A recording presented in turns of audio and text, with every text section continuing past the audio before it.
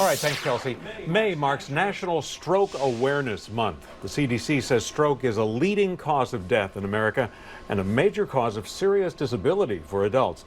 Dr. Cecila Tran, Touro's family medicine physician, is here to discuss stroke risk and ways that you can cut that risk. Dr. Tran, good morning to you. Let's start with this. It's a myth that a stroke can only happen to an older person?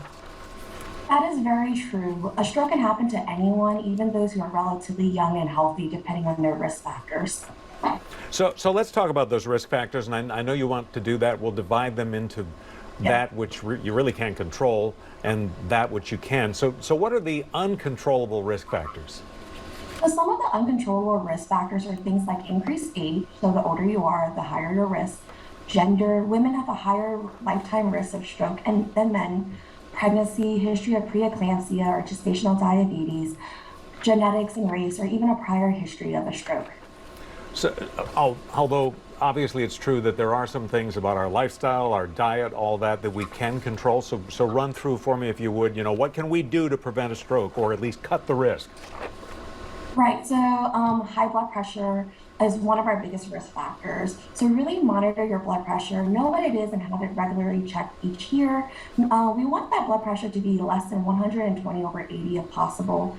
Smoking and vaping increases your risk of clots. So trying to decrease your smoking, quitting, or avoiding secondhand smoke. Diabetes can also increase that risk. High cholesterol increases the risk of blocked arteries. So really making sure that we improve our eating habits, eating foods low in saturated fats, trans fats, sodium, and added sugar. Physical activity, being obese, or both can increase your risk. So really, we want you to be physically active for at least 30 minutes a day.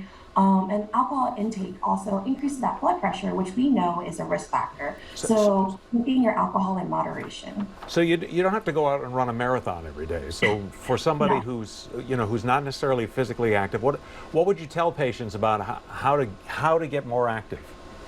Well, start off really slowly. If you haven't really done any physical activity, start with 5 minutes and slowly increase to just 30 minutes, just a really quick walk in the park, one lap or around the neighborhood. Those are all little things that we can do.